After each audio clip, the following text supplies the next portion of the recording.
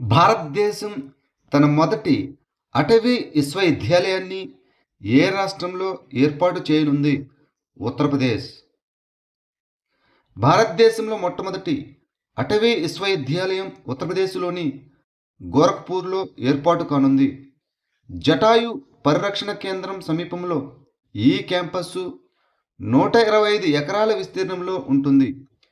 ఈ విశ్వవిద్యాలయం అటవీ, వన్యప్రాణులు మరియు పర్యావరణ శాస్త్రాలపై దృష్టి పెడుతుంది. Global investment risk and resilience index 2025లో భారతదేశం యొక్క ర్యాంక్ ఎంత? 104వ. భారతదేశం మొత్తం పెట్టుబడి రిస్క్ మరియు స్థితిస్థాపకత 54.42 స్కోరుతో 104వ స్థానంలో ఉంది.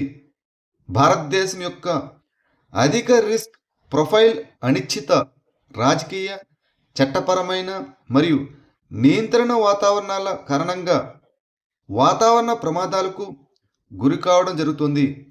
ఇందులో మొదటి స్థానంలో స్విట్జర్లాండ్, రెండవ స్థానంలో డెన్మార్క్, మూడవ స్థానంలో నార్వే, నాలుగవ స్థానంలో సింగపూర్ నిలిచాయి. వరుసగా 4వ సంవత్సరం జాతీయ ఇంధన పరిరక్షణ అవార్డు 2025ను ఏ రాష్ట్రం గెలుచుకుంది? ఆంధ్రప్రదేశ్. ఆంధ్రప్రదేశ్కు వరుసగా 4వ సంవత్సరం జాతీయ ఇంధన పరిరక్షణ అవార్డు 2025 లభించింది. ఈ అవార్డును డిసెంబర్ 14, 2025న న్యూఢిల్లీలోని విజ్ఞాన భవన్లో జాతీయ ఇంధన పరిరక్షణ దినోత్సవం సందర్భంగా రాష్ట్రపతి ద్రౌపది ముర్ము ప్రదానం చేశారు. గ్రూప్ 2 అనగా 5 మరియు 15 మిలియన్ టన్నుల చమురుకు సమానమైన మొత్తం తుది ఎనర్జీ వినియోగం ఉన్న రాష్ట్రాల్లో ఆంధ్రప్రదేశ్ మొదటి బహుమతిని పొందింది. భారత నావికాదళంలోని రెండవ MH-60R హెలికాప్టర్ స్క్వాడ్రన్ అయిన INAS 335 ది ఓస్ప్రెస్ ఏ నావికాదళ వైమానిక కేంద్రంలో ప్రారంభించబడింది? INS హంస, గోవా. ది ఓస్ప్రెస్ అని పిలువబడే Indian naval air squadron 335 December 17, 2025న గోవాలోని INS హంసాలో ప్రారంభించబడింది. మార్చి 2024లో కొచ్చిలో మొదటిది ప్రారంభించబడిన తర్వాత MH-60R మల్టీ రోల్ హెలికాప్టర్లను నిర్వహిస్తున్న రెండవ భారతీయ నేవల్ స్క్వాడ్రన్ ఇది. ఈ MH-60R హెలికాప్టర్ అనేది anti submarine warfare, anti surface warfare, search and rescue సామర్థ్యం కలిగిన all weather day night platform. 2026లో జరిగే బ్రిక్స్ శిఖరాగ్ర సమావేశానికి ఏ దేశం నాయకత్వం వహిస్తున్నది? భారతదేశం. భారతదేశం 2026లో జరిగే బ్రిక్స్ సదస్సుకు నాయకత్వం వహిస్తున్నది మరియు 18వ వార్షిక సదస్సుకు ఆతిథ్యం ఇస్తున్నది. ఇక 2024లో రష్యా, 2025లో బ్రెజిల్, 2026లో భారతదేశం, 2027లో చైనా, 2028లో దక్షిణాఫ్రికా వహిస్తాయి. భారతదేశం చివరిసారిగా 2021లో శిఖరాగ్ర సమావేశానికి ఆతిథ్యం ఇచ్చింది మరియు 2023లో జరిగిన G20 అధ్యక్ష పదవి మాదిరిగానే 2026లో దాని అధ్యక్ష పదవిలో దేశవ్యాప్తంగా అనేక వ్యక్తిగత సమావేశాలను నిర్వహించాలని యోచిస్తున్నది. ఇటీవల వార్తల్లో కనిపించిన అన్నాటో అనగా ఏమిటి? ఇదొక సహజ ఆహార రంగు మరియు సువాసన కారకం. అన్నాటో అనేది ఉష్ణమండల అమెరికాకు చెందిన అచియోట్ చెట్టు విత్తనాల నుంచి వచ్చే సహజ ఆహార రంగు మరియు రుచి. దాదాపు 70% సహజ ఆహార రంగులు అన్నాటో నుంచి వస్తాయి. ఇది జున్ను, వెన్న, పెరుగు, సాసెజలు, పొగబెట్టిన చేపలు, ఐస్ క్రీం మరియు కాల్చిన వస్తువులకు పసుపు రంగు, నారింజ రంగును ఇస్తుంది. కెరోటినాయిడ్ వర్ణ ద్రవ్యాల నుంచి రంగు వస్తుంది. విత్తనాలను పొడి లేదా పేస్టుగా రుద్దుతారు లేదా రంగుగా తీస్తారు. దుబాయ్ 2025 ఆసియా యూత్ పారా గేమ్స్లో పతకాల జాబితాలో అగ్రస్థానం నిలిచిన దేశం ఏది? ఉజ్బెకిస్తాన్.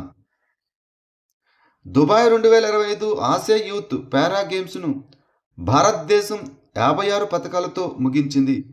వాటిలో 19 స్వర్ణాలు ఉన్నాయి. ఇక ఉజ్బెకిస్తాన్ 197 పతకాలు మరియు 99 స్వర్ణాలతో అగ్రస్థానంలో నిలిచింది.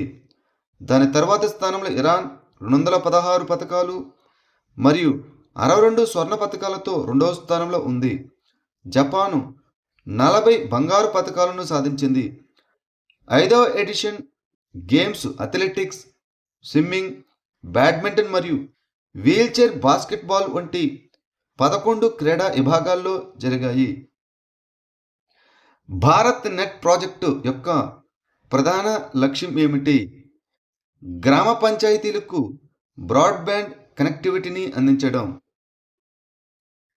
భారత్ నెట్ అనేది దేశంలోని అన్ని గ్రామ పంచాయతీలకు బ్రాడ్బ్యాండ్ కనెక్టివిటీని అందించడానికి 2011లో ఆమోదించబడిన భారత ప్రభుత్వ ప్రతిష్టాత్మక ప్రాజెక్టు.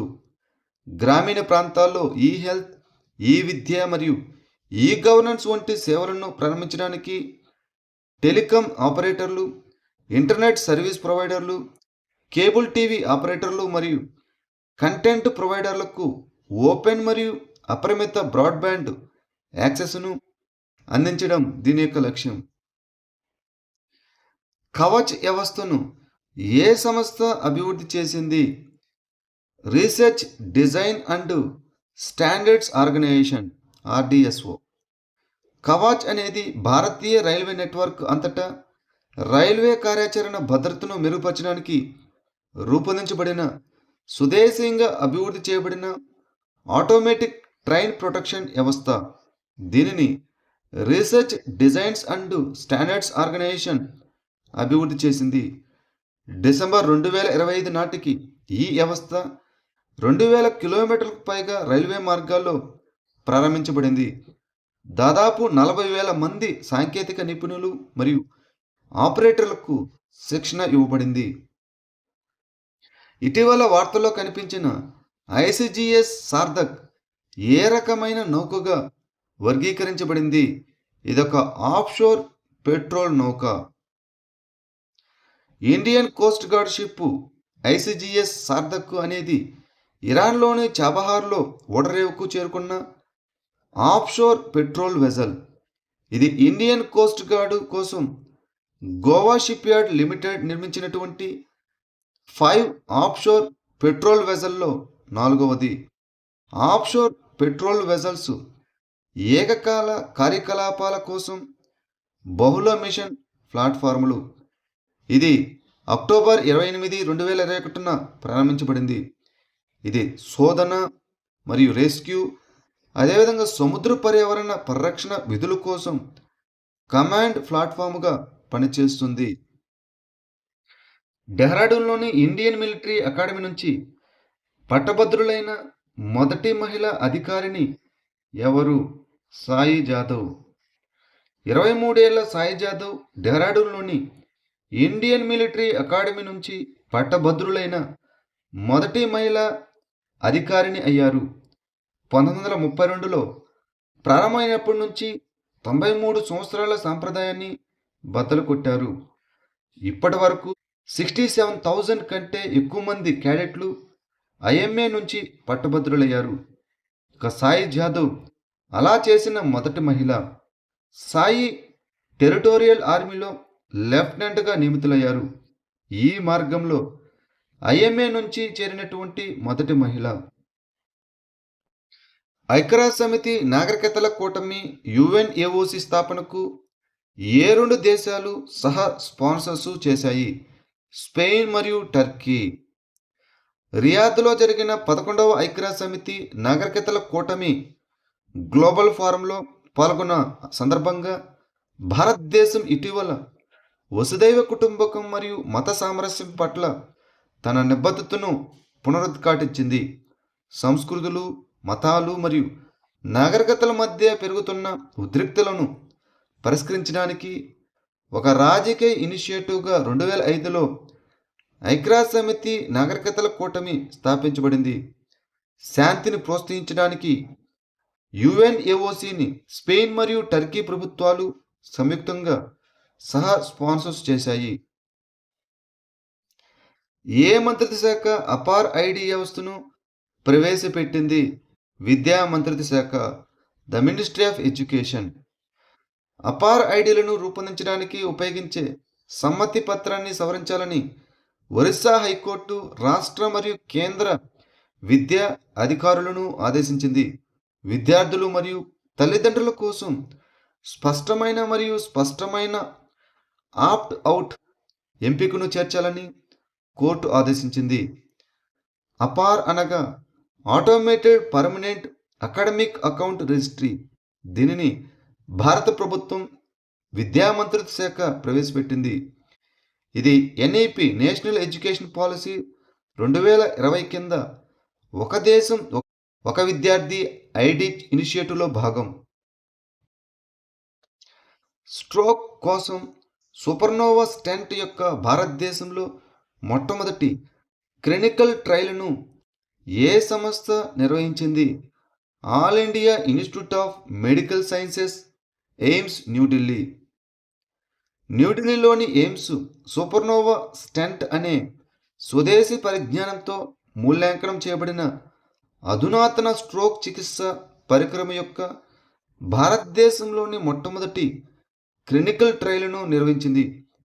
ఇది భారతదేశ వైద్య పరిశోధన మరియు పరికర ఆవిష్కరణలో ఒక ప్రధాన మైలురాయిని సూచిస్తుంది. సూపర్నోవా స్టెంట్ ప్రత్యేకంగా భారతదేశంలోని విభిన్న రోగుల కోసం రూపొందించబడింది. ఇక్కడ పాశ్చాత్య దేశాలతో పోలిస్తే చిన్న వయసులోనే స్ట్రోకులు సంభవిస్తాయి. ఇటీవల వార్తలో కనిపించిన డెత్ వ్యాలీ నేషనల్ పార్కు ఏ దేశంలో ఉంది? United states of America. Record స్థాయిలో వర్షాలు కురిసిన తర్వాత గతంలో అదృశ్యమైన డెత్ వ్యాలీ నేషనల్ పార్క్లోని ఒక పురాతన సరస్సు తిరిగి కనిపించింది. ఈ డెత్ వ్యాలీ నేషనల్ పార్కు యుఎస్ఏలోని ఆగ్నేయ కాలిఫోర్నియాలో ఉంది మరియు ఇది ఉత్తర అమెరికాలో అత్యంత వేడిగా మరియు పొడిగా ఉండే ప్రదేశం. ఇది యునైటెడ్ స్టేట్స్ ఆఫ్ అమెరికాలో ఇప్పటి వరకు నమోదైన అత్యధిక ఉష్ణోగ్రత రికార్డును కలిగి ఉంది. ఇది ఖండాంతర యుఎస్ఏలో అతిపెద్ద జాతీయ ఉద్యానవనం.